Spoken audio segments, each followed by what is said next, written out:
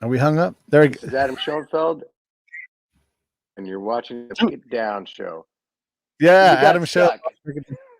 You got stuck like this. I Oh, tried. the I internet looked for your doesn't cue, always but you, help. you just got stuck like this. That is Good old hilarious. Yeah, well, AT&T. Yeah. that's the internet world we live in, right? I mean, but here's the thing that's incredible about this is you're on the opposite end of the nation. You're on the East Coast. I'm on the West Coast, and you've got COVID, and yet we can Yeah. safely do this thing. It's super awesome. I want to refer people to a show you did recently, earlier this month. It's called the 40 Watt Podcast. And that dude does a great job of kind of covering the basics of who you are. And here comes John in to talk everything. One of the things I love about you, so here you have Hey, the John. ultimate guitar musician's dream for like in all these country bands, Jason Aldean and all of that.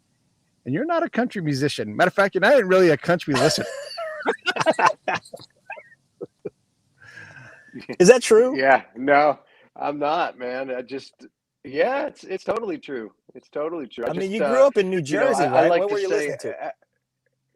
yeah, I was listening to everything from Peter Frampton and Eric Clapton to Slayer and Metallica and Bon Jovi and Def Leppard and Miles Davis. I listened to a lot of different stuff.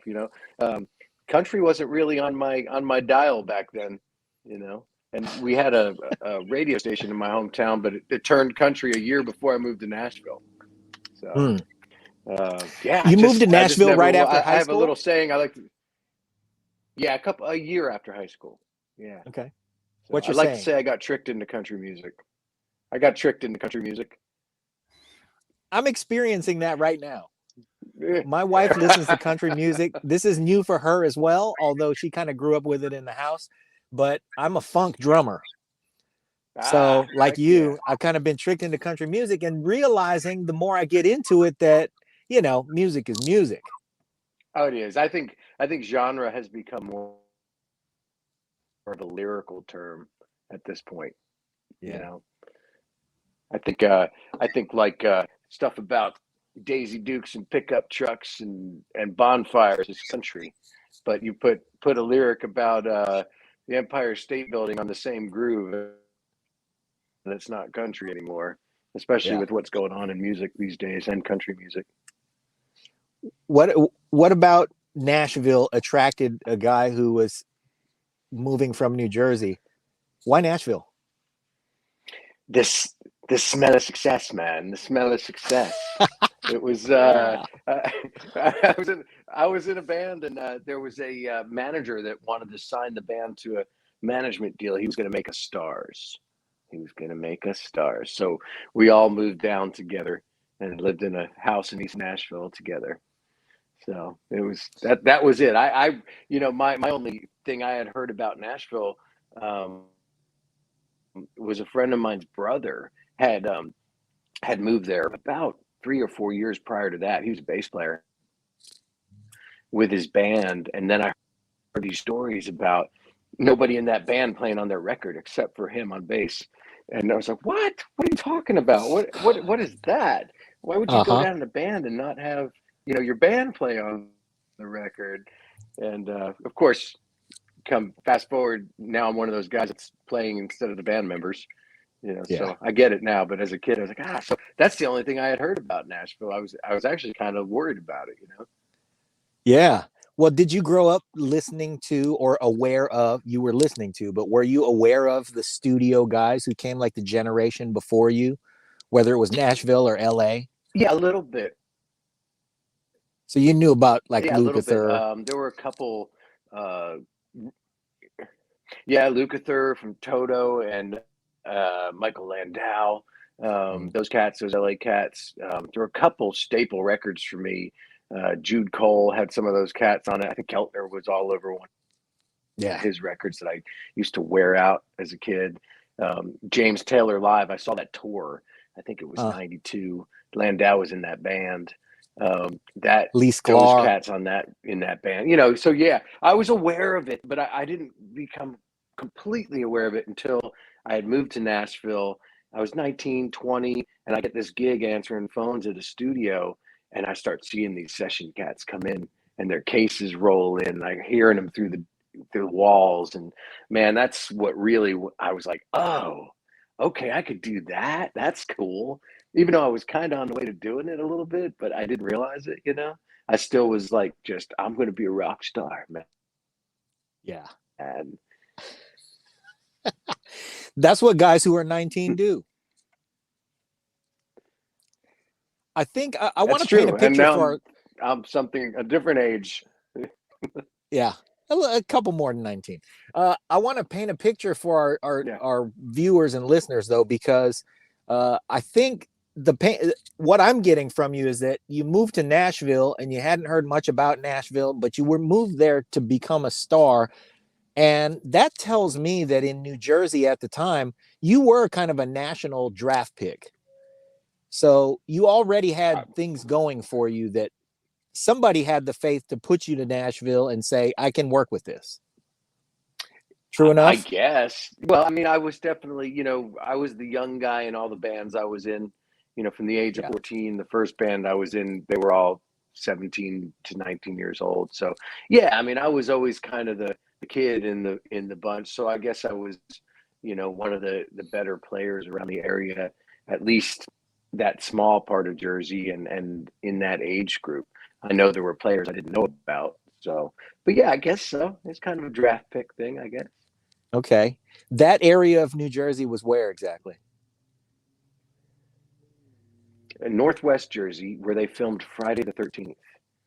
So a little town called Blairstown, and literally they filmed Friday the 13th there. That's our claim to fame. And it was a great town, but it was like an hour and a half from New York City, 30 minutes from the Delaware Water Gap, which was a great jazz scene. And it was cool, man.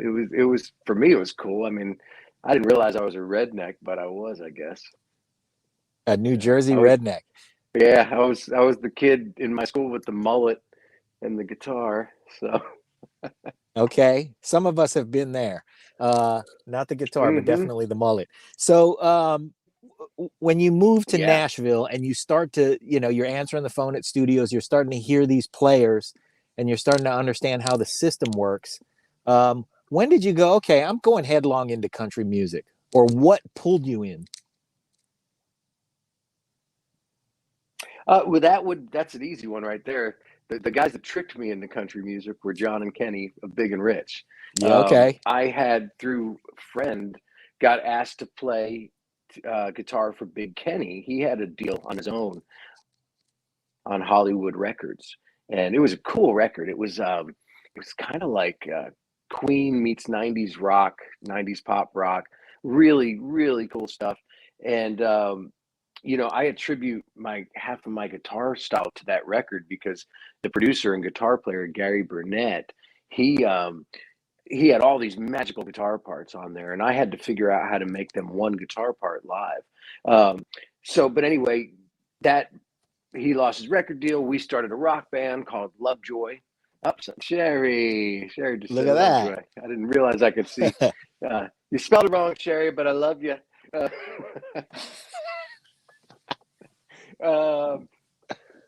Good pal of mine. Anyway, so we did Lovejoy for a little while, which is a rock band. We were pretty popular in Nashville, and we'd pack out 12th and Porter, pack out a place in Knoxville, but Kenny kind of started to want to make it Big and Rich. We started to have John Rich sit in with us. We started to have Cowboy Troy sit in with us, and I think 2 Foot Fred might have even made it. And it was turning into this circus, and Kenny had this vision. He's like, man, he's like, this is what Lovejoy is. It's a circus. This is Lovejoy. And we were all like, dude, this is a rock band, man. We don't, all due respect to John and Troy and Fred, it's cool. Love them dearly. But especially being in our 20s and just kind of not seeing that same vision of Kenny, the band ended up. That was funny, Sherry. Anyway, so we end up breaking up, and within about 6 months or so, Kenny calls me and he's like, "Oh man, John got a record deal." I'm like, "Of course you did." So they got a record deal as Big and Rich, and they asked me to play guitar in the record. And I'm like, dude, I don't play country music. And they're like, exactly, that's why we want you. So that was it. Save a Horse, Ride a Cowboy was my first time hearing myself on major radio as a guitar player. Wow. You had a crossover hit because you couldn't help that. Yeah, I guess so. Yeah, and then all of a sudden there was a new level of rock, I guess, in country music. You know, I'm not the first to bring a different level of rock. Nobody is there. I mean, there's always change going on. You know, there's always somebody bringing something different along the way. I could think of a guy now who's like, I was a kid of the 80s, so, you know, child of the 80s, 90s. So I had this kind of 80s influence, 70s influence that I was bringing. Guys before me were bringing 60s, 70s kind of into the 80s. Guy I know now is bringing 80s into 90s. You know, it's how it goes, you know. And there's so many great guitar players bringing different influences in. Pete and I were kind of tossing back and forth about the Nashville scene, and I can't remember which one of us, but one of us made a case that Nashville might be able to kick LA's ass. What say you? I don't know, man. There are some killer musicians in LA. I mean, I know a handful, and I wouldn't tangle with them. You know, they're just not used to the way we do it. There's a little more of an efficiency thing in Nashville with the chart reading and the way we go about it. But you know, I mean, who's to say which way is better? You know, I miss those times of sitting there for hours trying to find the right thing. And it doesn't take LA musicians hours or New York musicians hours. It's just they're used to getting more time to hunt for things, you know? But no, dude, musicianship equal across the board. That's all I got to say about that. That is a diplomatic answer. I know I'm low on the totem. Yeah, that is. I didn't want to. Pete ratted me out. Hold on a second here. Are you telling me if you got a bunch of Nashville players together and you guys made the same album, John and I write a bunch of songs for you guys, and we got a bunch of LA players in there, you're telling me like, those guys will probably do better than us? Are you going to say I'm that? I'm not saying they do better. No, okay. I'm not saying they do better, and I'm not saying we do better. I'm saying they'd be two very interesting records. Fantastic answer. I was trying to get that hypothetical out there and have the debate without getting in trouble with, you know, Rick and JR and Nathan and guys. But so I think why I thought that though is like you watch the Nashville kind of throw together bands like Tim Akers and the Smoking Section, and LA doesn't put that together.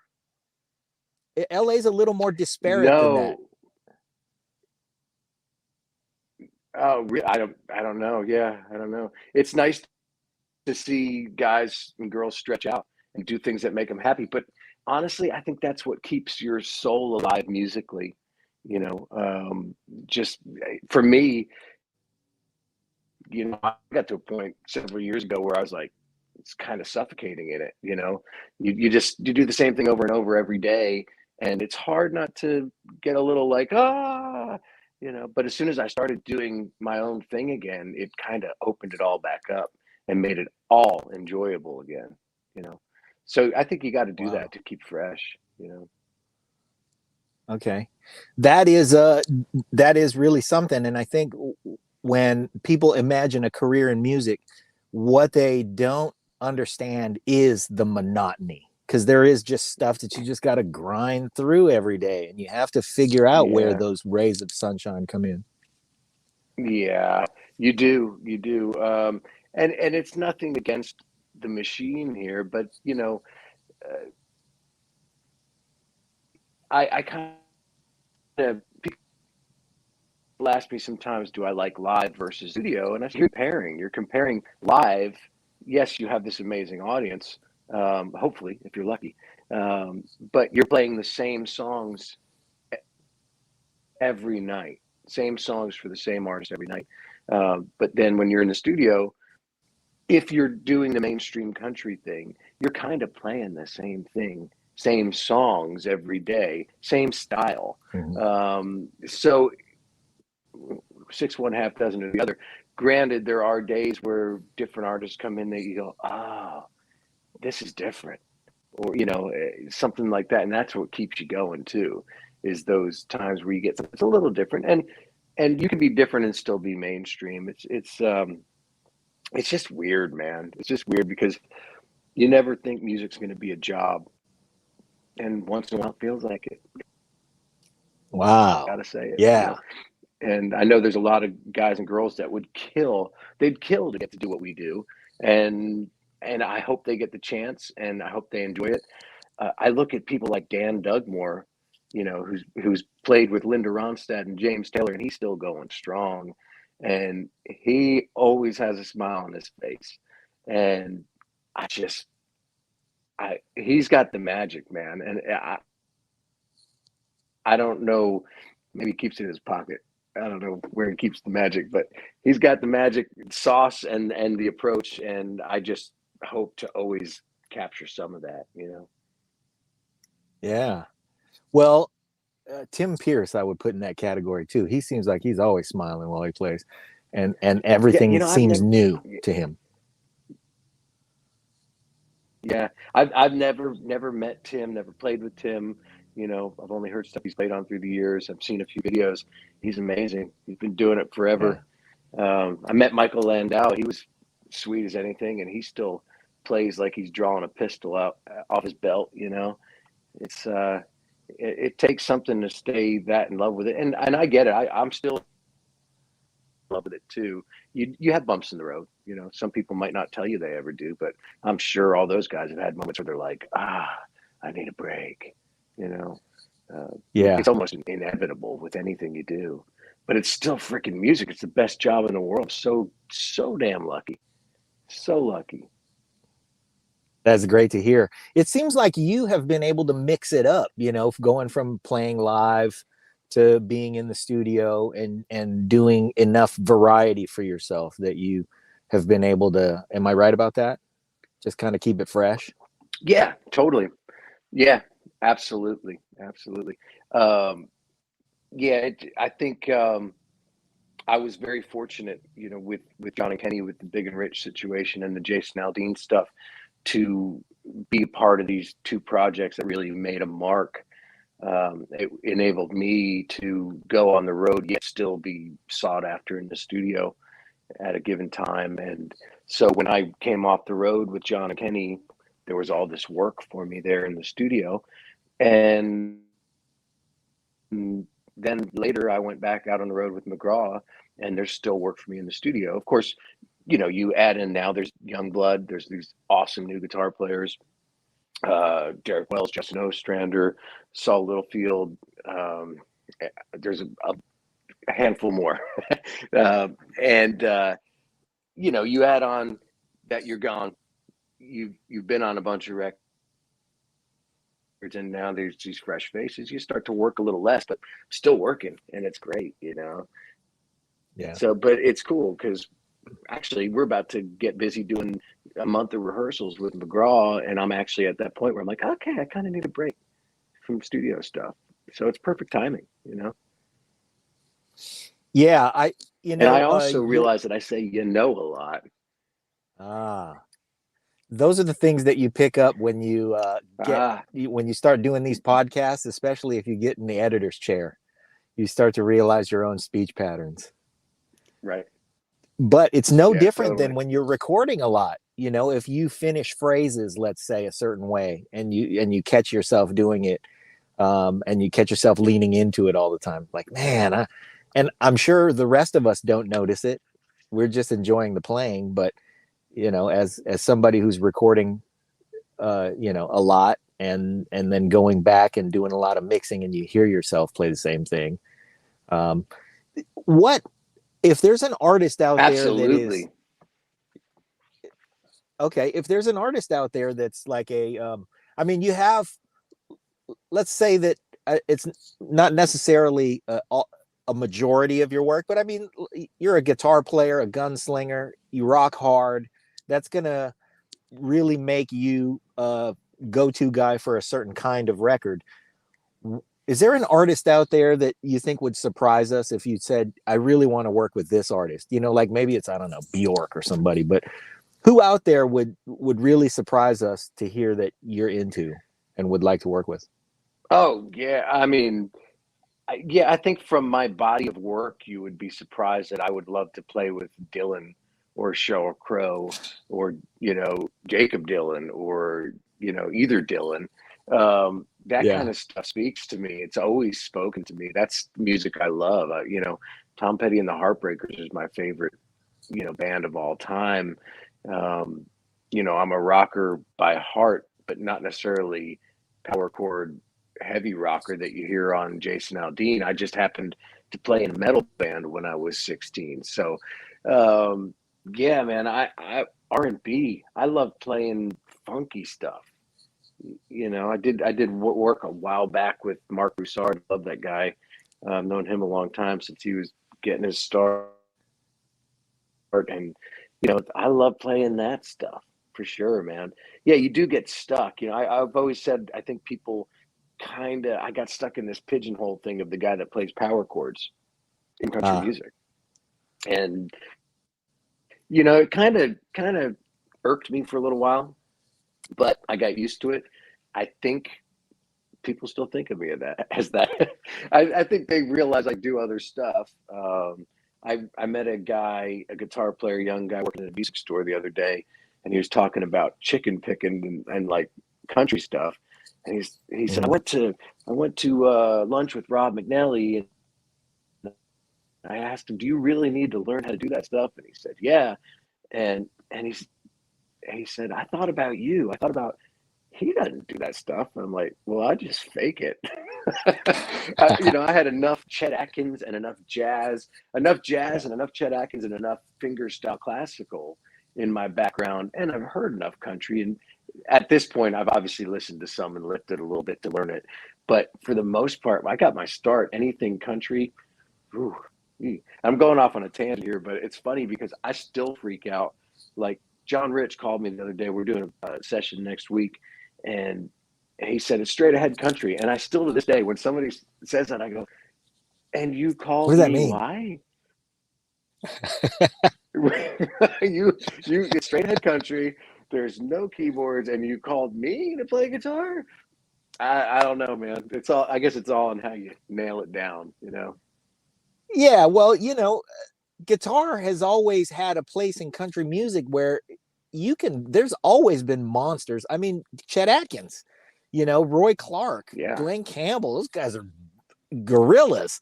And in somebody saying, oh, it's straight up country, let's call a guy who knows his way around the fretboard and can shred for us and do whatever. Surprise, that's you. So there you go. Yeah, exactly. It surprises me every time. Steve Cropper is in Nashville nowadays. Do you run into him? I've seen him. I have not. I don't think I've ever talked to him. A friend of mine is good buddies with him and plays with him, but I've never had the opportunity. Yeah. But he's great and he's loud. That man turns the amp up. I think he goes to the dials and goes, just turns them all up, even in little living rooms. That is awesome. Crazy. Yeah. Our friend Neoshi played drums on his last album. And when I was growing up, Neoshi was my friend Toshi's kid brother. Say what? Spice. Neoshi Spice Jackson. There's a time he went by Spice, didn't he? Yeah. Yeah. I love Neoshi. Good dude. We go way back great too. Dude. But he's like 6 years younger than us, and he was the kid brother who always followed us around band reviews and stuff with, when we were playing. And then he just emerged as this crazy, amazing drummer. And then when he moved to Nashville, he did all kinds of fun stuff. And we were like, well, suddenly we're fans of the kid brother. Well, it's the quiet ones you got to watch out for. That's right. Ones that sit back and take the notes. Now, he is a great drummer. We met. He's one of the first guys. I think we jammed like years ago. in Nashville when I got there. I think at some of the blues jams. Yeah, I can't remember, man. There's a lot of music that's happening here. Woo! It's there's a lot. all going away, bro. It's nice to mix it up with a guy who's got so much music happening that he's forgotten more than most people can talk about. Yeah, I actually had a reunion with a band, this band called Stroller. We didn't know we were having a reunion. We all ended up at the same club, minus our singer. And somebody said something about the Muscle Shoals when we recorded down there. I'm like, I don't even remember us doing that. I didn't even remember that. Yeah, and he said, remember when the crew, the interns from the studio were loading our gear out for us, and they started loading out the studio's Mellotron into our trailer, and our bass players, he's standing there like, We're about to come up. kind of going, what do I say? Do I let him put in the trailer? And he's like, no, that's not our. And when he said that, I remembered the Mellotron, and it all started coming back, But not saying we partied or anything, but yeah. Now you had to weigh out whether they would miss it. yeah, well, that's So what he if did. you- Yeah, no, I mean we're all good guys. I don't think any of us would have felt good about taking it, but you have that second of, that'd be cool at our house. That'd be cool. We're coming hopefully out of a pandemic that has made a lot of live music slow down. Nashville maybe less so than places out here in California, certainly. How much live have you been playing during the pandemic? And are you, if you've been cooped up in the studio, are you ready to launch back out there? I'm more than ready to get out there. I haven't been on stage near enough, to be honest with you. As far as like club dates in Nashville, I played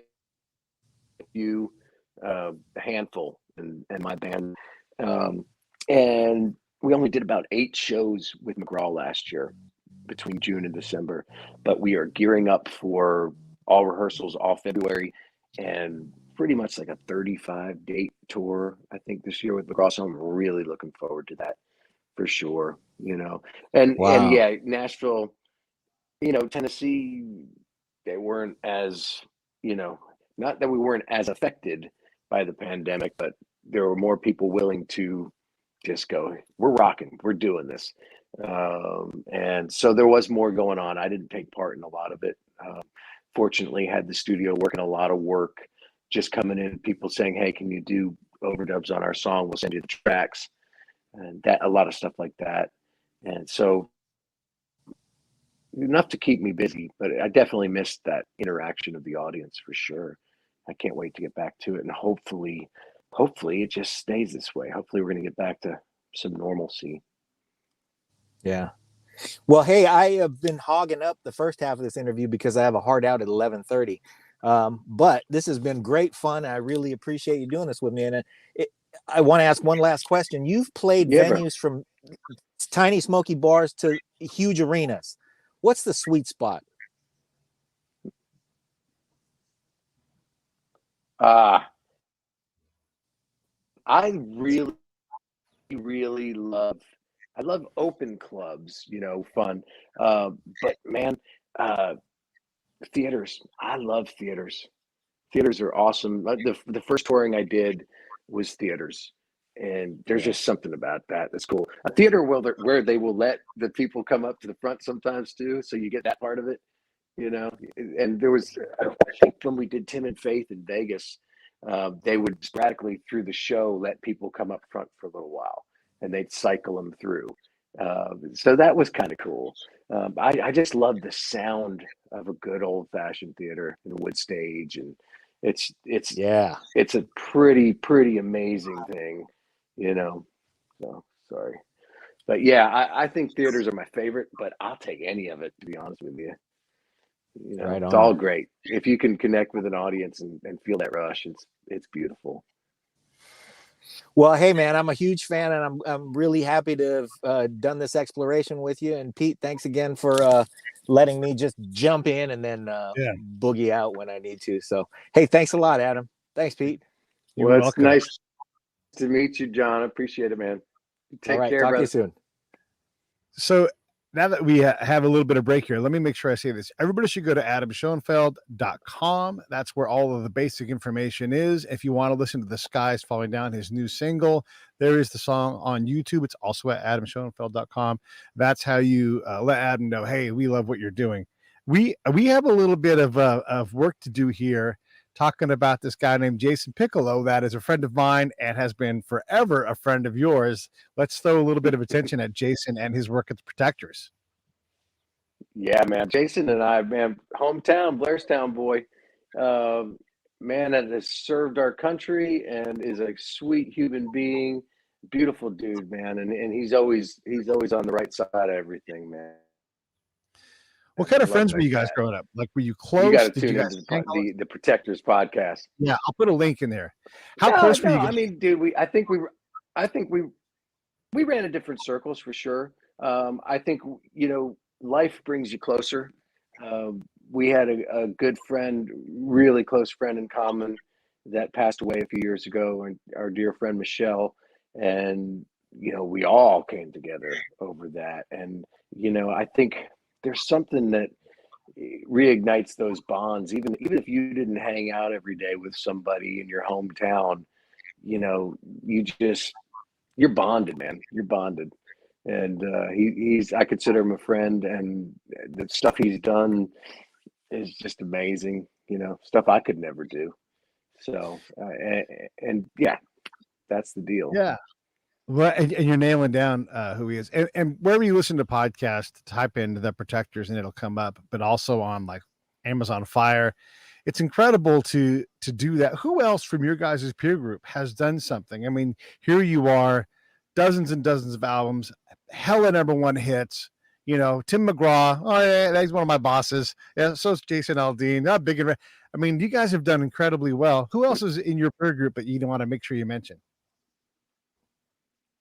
Oh God. Well, I mean, I don't know who's done what on a scale that's in public sight, but there's the important things to me. Like my friend Brian Wan, who was in my band in high school. He's a doctor. He's he balanced music after high school forever and all these years of college to become a doctor, and now he's battling, going through this COVID thing with us, but as a doctor. People like that are more important than people like me and getting in the limelight. So and I see people that are still doing what I'm doing. They may have had a different job that nobody knows about, but they're still chasing their dreams in theater. Like my friend Tasha Williams, she was Rizzo, and I was Kaniki in Greece in high school. And I still watch her Instagram. She's doing all this acting and still singing, and everybody's still, chasing their dreams, and that's what it's about. Yeah, I can appreciate that. In my hometown, I'm sort of the mayor of my class, and if you were in our class, I would like. Here's what I would say to you. I'd say, "Hey, Adam, I don't want to bug you, and I know you do this for a living, but what would it take to get you to play a little something for us at the reunion or whatever, or to come out or to talk to the kids in the high school class?" Do you get stuff like that where folks are like, "Can you give a little something back to where you're from?" You know what? I haven't. No one's asked me. I would do it in a heartbeat if I could. Right. If the time was That's what I right, figured. for sure. Yeah. Maybe This is maybe why. the door is just open. Yeah, yeah. And it's okay to say no What's because you that? do make a living doing it. It's okay to say no because you make a living doing these things, but by simply asking and saying, "Hey, is this a big deal for you?" Almost everybody I encounter is like, "Yeah, I'd love to do it. I'd love to go tell some kid." And I go back to my high school every year and I talk to the class, the senior class. And one of the things I tell them is if you're a musician, you can absolutely make a living in music. It may not be what you imagine, but you can absolutely, maybe you end up being a producer, maybe you end up being an engineer, maybe you do something else, but you can absolutely make a living in music. Got to be lucky, you got to work hard, but that's any field. Yeah. Well, yeah, and music, take away the work part of it, music is such a healing thing. You know, people love music, and it's such an amazing way to communicate. So I think anybody that wants to do it, you know, should be, you know, you should help them, you know. But it's funny because I forget the producer. Maybe it was Butch Walker, but I could be wrong. I heard he was doing a speech at a school about the music business, and they were fielding questions, and one of the students said, "What's your biggest piece of advice for somebody wanting to get in the music business?" And he said, "Don't." And when he got off stage, apparently the promoter was upset with him and said, "Why would you say that?" And he said, "Because the ones that don't, because of what I said, wouldn't have made it." Yeah. You know, they wouldn't have made it. The ones that want to do it, that are going to do it, are going to do it no matter what you say. You know, Yeah. so if you can go speak to those people and anyone, but yeah, just to inspire, even just to inspire to give back in that way would be great too. Yeah. Yeah. How lucky were you? Like, I mean, obviously you're lucky and everything that you get to do all Cool. this, but if you were to run the gauntlet again, is it unlikely that you'd be sitting in this chair talking about all of these incredible people that you work with and all the opportunities you have? It might be. I'm glad you said that, because I said to so many people how lucky I am, and they go, "Oh yeah, but you worked hard." I'm like, well, I worked at playing guitar. I don't know if you can call that working hard. I worked because I loved it.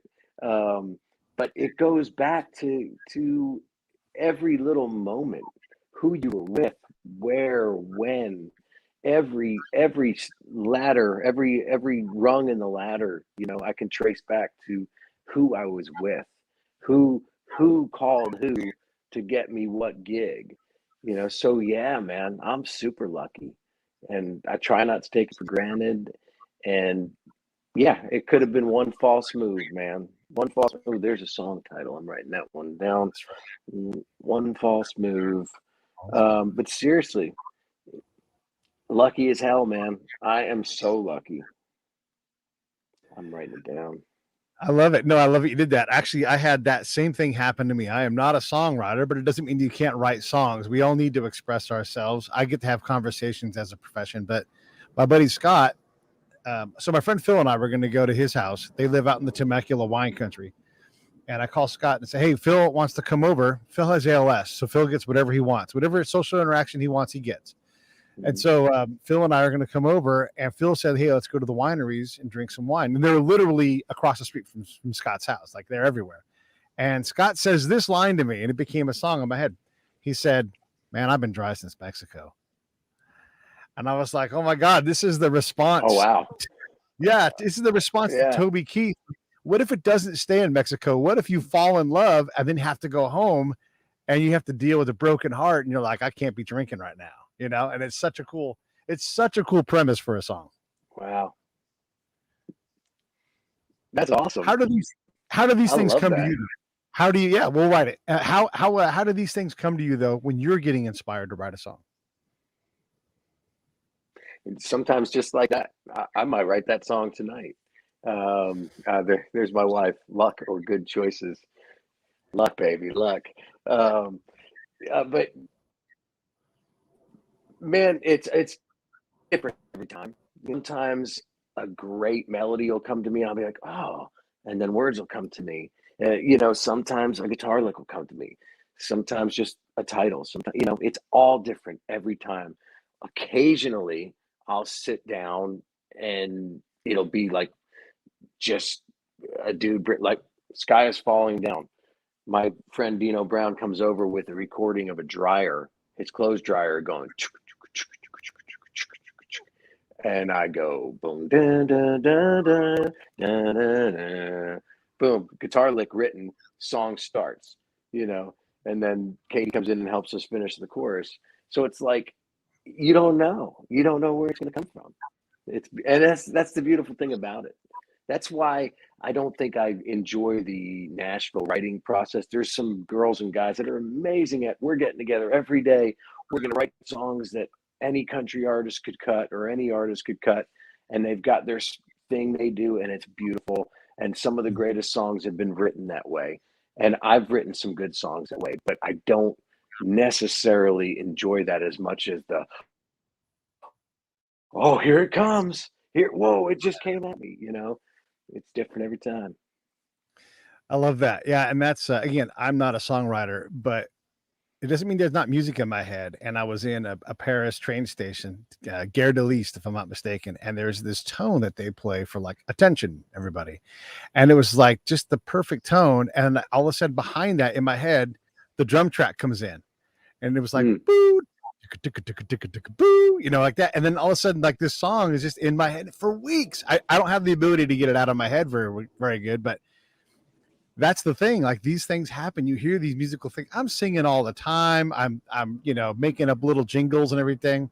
I'm like a failed jingle writer probably, but it's neat to be able to pull from things that you see and experience in day-to-day life. Wycliffe was on Live from Daryl's House, and he talked about how there's music everywhere, a bird being up in the sky or whatever it is, and everything was musical, and it makes him make different choices.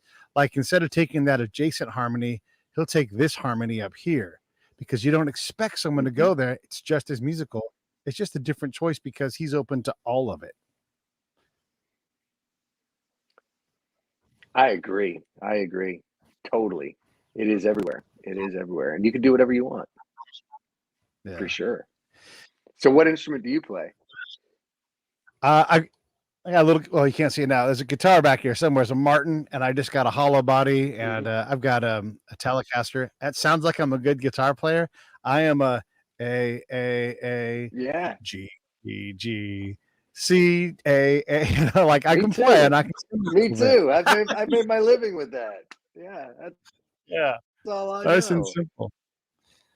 But the other thing I wanted to ask you was, so I don't know if you know Mandy Barnett. She's a Nashville singer, and fills a completely different bucket in the country genre. You know, she'll go perform at the Opry, she'll sing behind somebody, she'll stand at the mic and sing herself.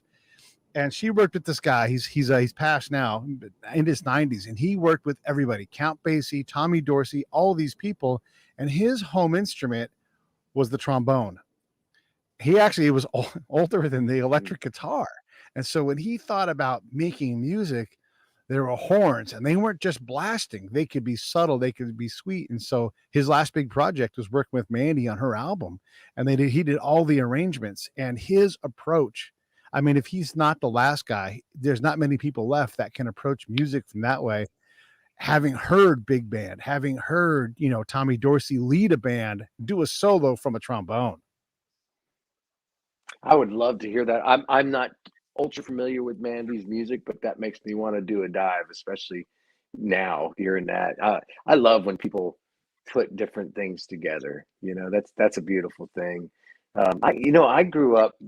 My high school was a private high school, and we had a music department that was killer, and most of our music instructors were jazz people, and I learned a lot of my improvisation from horn players, as well as my guitar teacher, Scott Pensack. But there was something, I think, priceless about that, to get that side of it, you know. So horns are cool. They're kind of limitless. They really are. Awesome. For being such a simple thing, 3 valves on a trumpet or whatever. I mean, a trombone is really truly limitless, because everywhere is a note, right? And even mistakes are like the perfect note. We had Robert, I think Dr. Robert Greenberg, but we had him on, and he's like, "Hey, you guys had a great show with this guy named Mick Gillette, who's like a legend in the brass community. Basically, you can't play the trumpet better." And there's video of him in a live performance playing the trumpet. He's from the Tower of Power horn section, right? And he's like one of the main dudes. So he's playing the trumpet, and then he goes over and grabs the trombone, and then plays the trombone in the same song. And that's cool. As you know, like that's just not something that you can do. It's, yes, they look the same, but they are dramatically different instruments, especially to play them live and switch. That's like going from a bass guitar to a theremin. Right. Live. I played trumpet in junior high. Middle school, as they call it now. in junior high school. If I remember correctly, you could play taps. I think you held down the first and third, and you could play every note like that, or something Right. like that. I don't know. Weird Yeah, because it's memories. played on a bugle normally that has no valves at all, right? So there is a position. That's right. Yeah. It's all about your embouchure, you know. Well, and that's what makes that trombone to trumpet mid-song switch incredible, because completely different embouchure, completely different mechanics, you know, and it's just, you have these incredible people all around us that are truly like, you can look at them even at your level of success and go, that guy's a musical genius. He can grab anything, or she can do this with this, and nobody else can do that. Yeah, dude, there's so much sick talent out there, and especially now with social media, you can see all of it. Granted, some of it, you know, people might only know that those 5 things they've put as posts, and they practice and practice and practice. But there are some out there that are truly, genuinely just genius, and it's humbling. It's very humbling, you know. Secret of the room full of the best musicians in the world too is that every one of them thinks they're the worst, you know. Yeah. Except for a couple guys I know, they don't think they're the worst. So if you get into and that's fine, you have to have some ego too. But if you get into a room full of just real chop pound guys that can do everything, and it's your turn, are you like, how do you approach that? Do you play like less and try to be more efficient? Do you try to impress them by really going bananas? Do you hold something back? How do you approach those things when it's just you guys, you know, just back in the shed, just playing? It doesn't happen that much, man. Occasionally, you know, we'll be warming up in the studio getting sounds, and a couple of us will break into some kind of jam, and it's usually sparked by one of us, and it's very in the moment. You know, I never really sense it being a battle. And I remember reading an interview with Eric Clapton many, many moons ago in Guitar Player magazine, talking about young guys trying to out shred him, and he'd say, "I just let them, and then I just play, you know, old slow hand."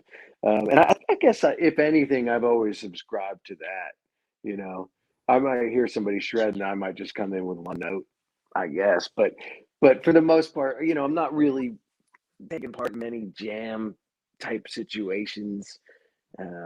Occasionally I get, like, I've been getting inspired lately. The last few shows we did with McGraw, there's one song that ends the set and I'm doing a solo, and then the encore ends with David Levita doing a solo, and he just kills it every time, and it's made me step up to where I'm like, all right, mine's gonna end better than yours. But he always kills me, so. It's funny how playing something virtuosic or note packed is incredible, but one note, the right time, the right length can also be, if not like even more impactful. And the example I always use, and I've not said this for a long time on the show because I used to say it a lot, but in the song "Maneater" by Hall & Oates, and I don't know if you know this, there was a note that starts after maybe like the second time through, like the second verse or so. And it's like Daryl takes his coin purse back when you had a coin purse, and he puts it on the key, and it just, and it stays there the rest of the song. And it's like a minor or maybe a 7. And yeah, you'll have to listen to it. And it takes a minute to get there. Be patient. But once it's there, it don't leave. Yeah. And what that does is it brings danger. You know, like the song's fun and everything else, but it's like this man-eater, right? And you're like, God, it's kind of getting, as soon as that note starts, you're like, get that off my back. And so one note. Oh, I need to listen to that now. Yeah. And I don't know how you write a note that is multi-measures long. I don't know if it's just like, I don't know, how you annotate that. Because if you put a whole note thing, just put a line. There you go. Yeah, exactly. And it just goes continued. Yeah. Yeah. But wow, that's cool. Yeah. And then you think, how do I do that? Right? You want to do it. You're like, how do I make a note that's 12 measures long or goes the entire song and still does what that note does? I'm desperate to hear what you think about this. We'll have to talk another time about that. But wow, it's just a matter of what a song calls for and what you can get away with it. that makes it a little more, you know, Mhm. it all Yeah. depends whether it's, a lot of times we'll do that with real kind of drony guitar parts. It might not be one note the whole time, but it might keep going back to it, or make a loop Right. out of it or something like that, or a keyboard loop. I think there's a lot of that going on these days, but I don't know if it's as daring as just going like that. Yeah. Yeah. You know, Exactly. And yeah. the thing is that note is in plain sight. I didn't notice it for 30 years, Oh, you and know? I can't recall noticing that, but I will now. Yeah. Well, yeah. And once you hear it, and it changes the song for me, at least. I wanted to ask you about The Sky is Falling Down. You get to write your own stuff. It's not your day job. You're not like, that's not what you do. You've got to get in the studio. You've got to go on the road. And in between, you write these songs. What's your home genre? Don't just tell me rock, like really get specific. Man, my friend has a new term for a genre, and it's called modern classic, and that is taking all these beautiful influences from the last years and putting them into something a little fresh and new. And I think if that was a genre, that's where I would fit. Um, I love that term too, because my influences range from the Beatles and George Harrison and Paul McCartney to Tom Petty and the Heartbreakers to the Foo Fighters to U2. A little older school country has gotten me, Johnny Cash, Bob Dylan, Radiohead. I've got all these influences that span decades, and I can't help but be affected by things that I absorbed. And so I don't really know what the genre is. All I know is I can't stop doing it. And I did this record because I finally had this batch of stuff that all made sense to me, and everything was real lyrically, and it was time.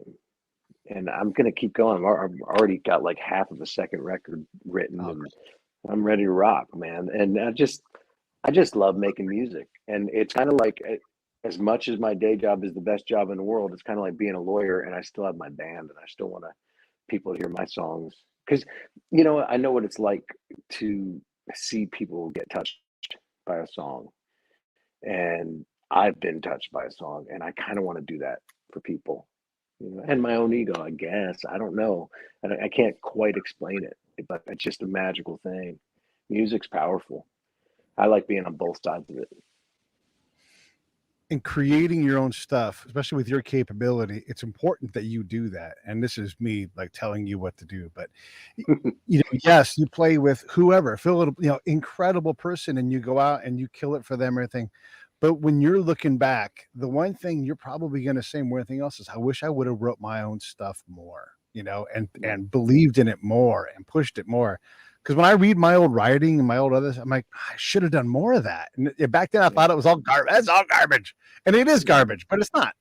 And so you've got to go out and push that envelope. You absolutely, in the song Sky's Falling Down, you for sure hear that Beatles influence. You for sure hear the Coldplay / U2, and you for sure hear Tom Petty. And it sounds like something else, and I can't think of what it is, but it's got, for me, not a new wave vibe, but like maybe post new wave kind of spot. I can't think of what the band is, but boy, it just feels really comfortable, which I mean to be a compliment, because it's like, this is Well, not you have to it doesn't stick out and go, that's weird,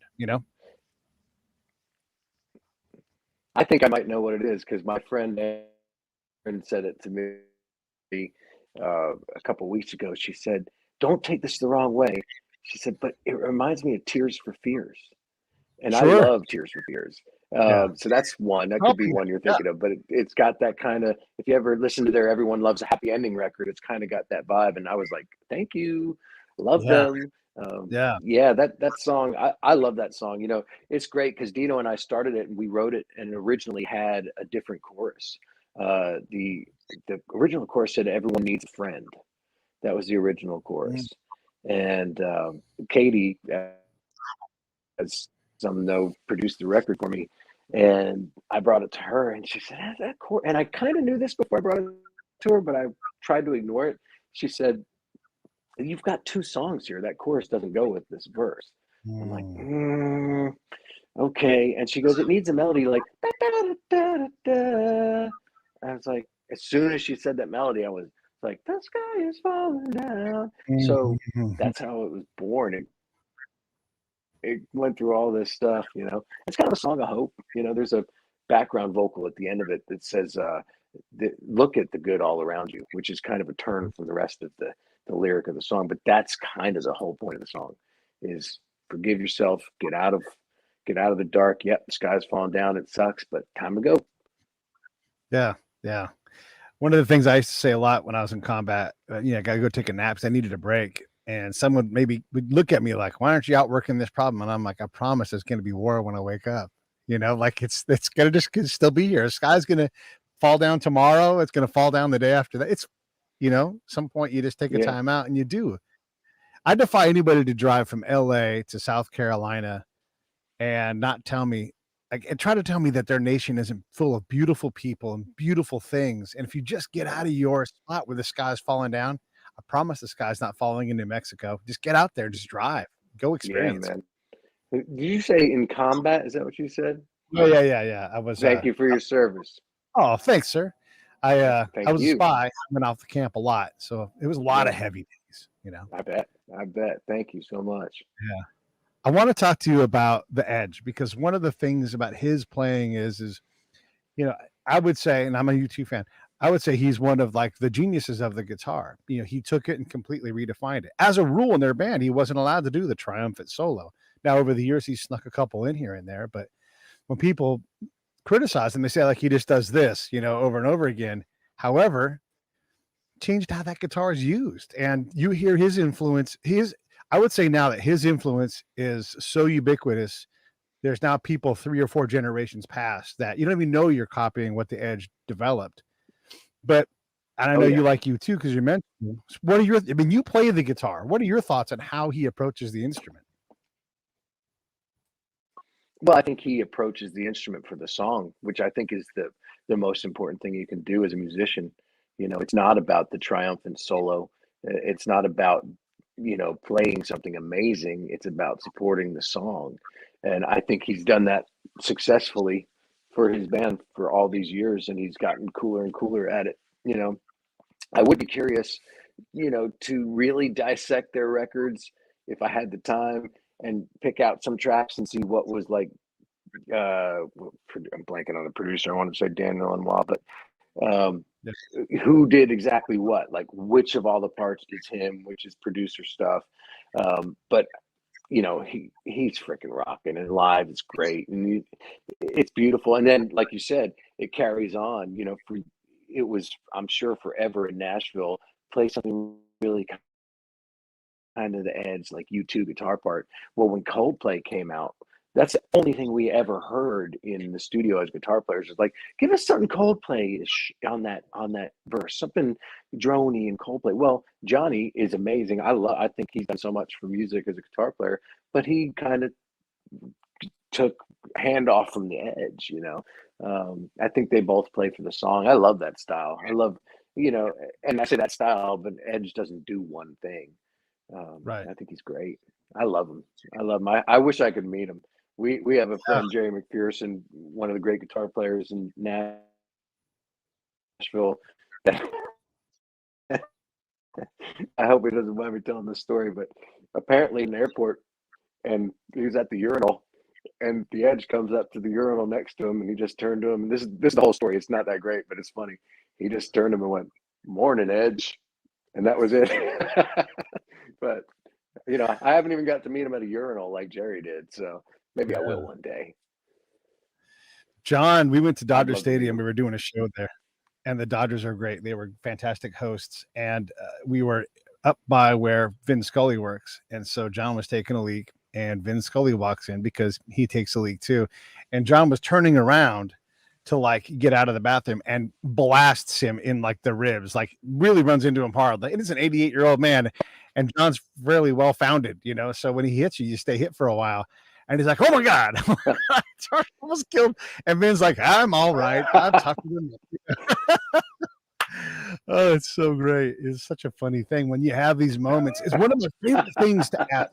That, I had a great. Go ahead.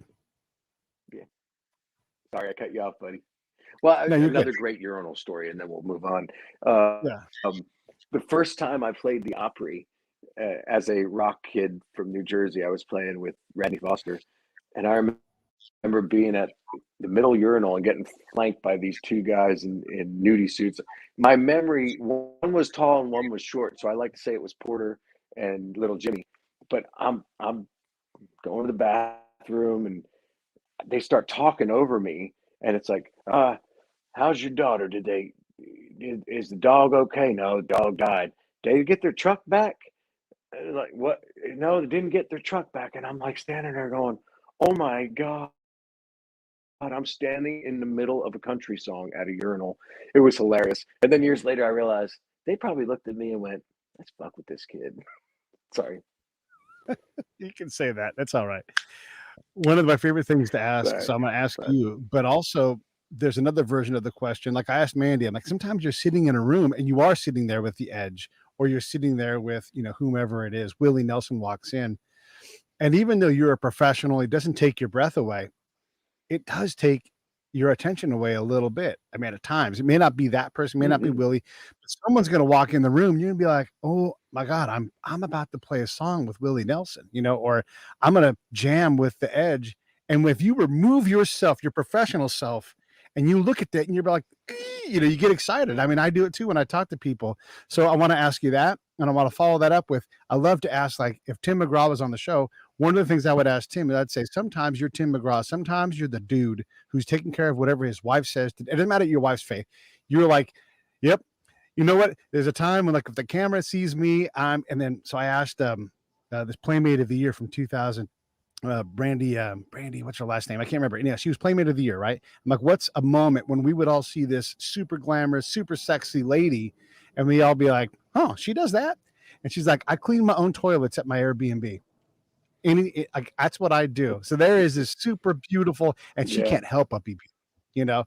I've had other guys like that. Yeah, I'm the one that takes the trash out. Even, no matter how long I've worked, the trash has to go out. My wife never does it. It's always me. So what's that moment when you're in the studio and you have to, like, you could pinch yourself, except for you're a pro and you have to work. And then what's the moment when here's this guy who's in on all these #1 hits, tours with the biggest musicians in the world, and then you see something that's completely mundane, whether it's you or it's Tim or it's Jason, whoever it is. What's that thing where you're like, if people could see, Don Henley right now, whatever, and his pants just split on stage. Or, It's toilets. It always comes back to toilets. Yeah. Yeah, no, it always comes back to toilets for me. I'm still putting off repairing a toilet at home. 3 of them, actually. I'm just running with it. I'm like, okay, eventually I'm going to have to do it. Yeah. So I've got three waiting to be fixed at about 5 months. So for me, it's toilets. Right. As far as the kind of starstruck moment, yeah. I mean, it doesn't happen to me as much in country because I think I might get starstruck if it was, even though I've talked to him and know he's a down to earth dude. If Willie walked in, I'd be a little starstruck, but I have had interaction with him outside of the studio and off stage, or a Dolly, somebody like that takes the oxygen out of the room. Right. But for me, it was a live thing. We were in Vegas with Tim and Faith, and I'm in the dressing room with Tim, and it's just me and him. He's like, man, the boss is coming tonight. And I'm going, the boss. I'm thinking, all I could think is, well, you're the boss, dude. What are you talking? Who do you call the boss? And he goes, dude, the boss, Springsteen. I'm like, what? He's friends with him. He's like, he's going to be here tonight. I'm like, I went out on stage knowing Springsteen was in the audience. I was like, I was so nervous. I was just like, this is, and, met him later in the dressing room. He was awesome. He's a cool dude. And Joe Walsh was really cool too. He came in one time, and he walks in the dressing room before the show, and I said, "Oh, well, now I'm nervous." And he said something, so he just kind of plugged it off like, "You're nervous," blah blah blah. He just kind of deflected it like he was the most humble person in the world. So that was nice. But yeah, the Springsteen thing got me. I was like, what do I do? What do I do? How do I make that? I don't know what to do with my hands. Yeah, yeah. I'm a Jersey boy, so Yeah, he's of course, right? Of course, like he walks in, there's people, like if Sinatra was alive and he walks in the room, Jersey boy, before anything else, he's like, oh man, it's that great story that he tells or told, like, or no, Chaz Palminteri tells it. He's like, hey, Frank, I'm from the same town in Jersey. He's like, congratulations, kid. You'll always be the second most famous person from Hoboken, Like, that's awesome. There is a level you need. Yeah. Anyhow, I don't want to take any more of your time. I want to give you a chance. Everybody should go listen to The Sky's Falling Down. There's the YouTube link. It's also going to be in the show notes if you're listening on the podcast side. Close us out. What do you want to say, Adam? Man, just check out my music if you can. I'd love to know what you think about it. Go to my website, go to Instagram, which is just at Shoenfeld, and I hope you dig it. Maybe I'll see you somewhere. I'll play it on stage for you. But I appreciate you, Pete. Thanks for having me, man. It's great Stand by. talking to you. Hey, thanks for watching the show. I really appreciate it. Right here, you can subscribe. Please do that. It makes the show grow. Hit that notification bell so you know which incredible guest is coming up next. Down below is the PayPal link. You can put a small subscription in. That is an enormous help. All that money goes right back into the show. And then right up over here are the next episodes you should listen to, curated by yours truly. Thank you so much for watching.